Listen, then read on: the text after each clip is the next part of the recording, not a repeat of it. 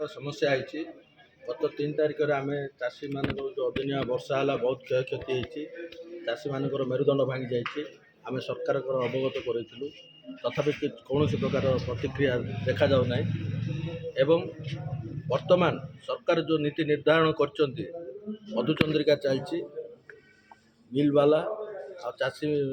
सरकार मध्य मधुचंद्रिका चलती जहाँपाई कि चाषी मान धान उठा जा पारना उठा जाऊनी एवं चाषी मानू तीव्रतर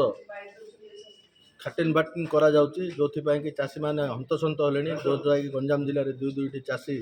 मृत्यु कर खबर नजर को आसला गत 2 दिन तले सोरडा अंचल गोटे चाषी भाई हार्ट अटैक मर जाइंट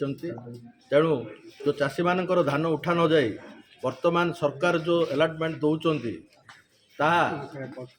तांको भितर जो मधुचंद्रिका चलती बंद करा जाऊ चाषीर धान डायरेक्ट मंडी की नि जाऊ मंडी तांकर जोटिकी नेबा कथा नियंतु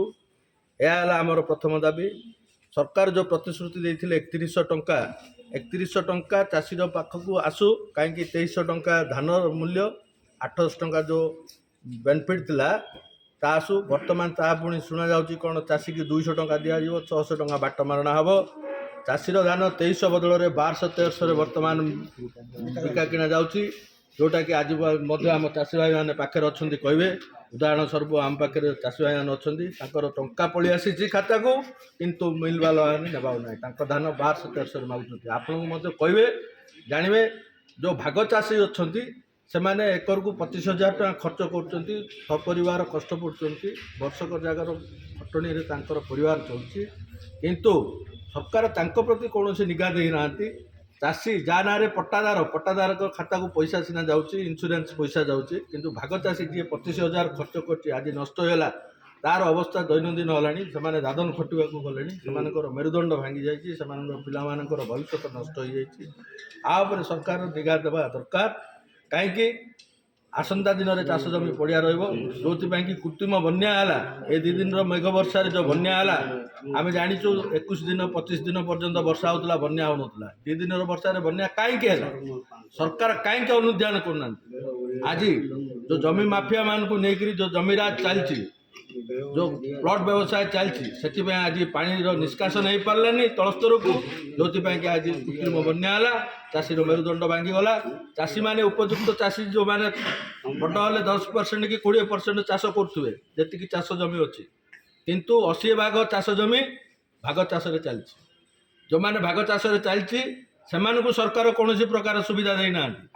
से बेनिफिट देना से इंश्योरेंस देना से धान जाऊनी तांकर धान को आज उवाड़ी तले मागुंट 1,000-1,200 लाख क्विंटाल मागुंट जोटा कि पड़ोसी राज्य वाला को से बिकापी बाध्य कर पड़ोसी राज्य मैंने उपयुक्त दर में नौ किंतु आम राज्य में शाग माछ परिवार दर दाम चलती कौन पाई ये वैमत्रिक मनोभाव चाषी मान कौन पाई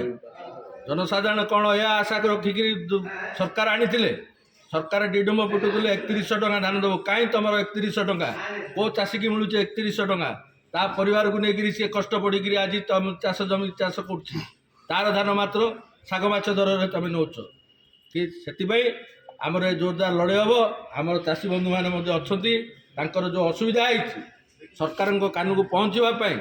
आम जोरदार प्रयास करूँ आगामी दिन में जदि न करा जाए ताले तीव्रतर चाषी आंदोलन हम।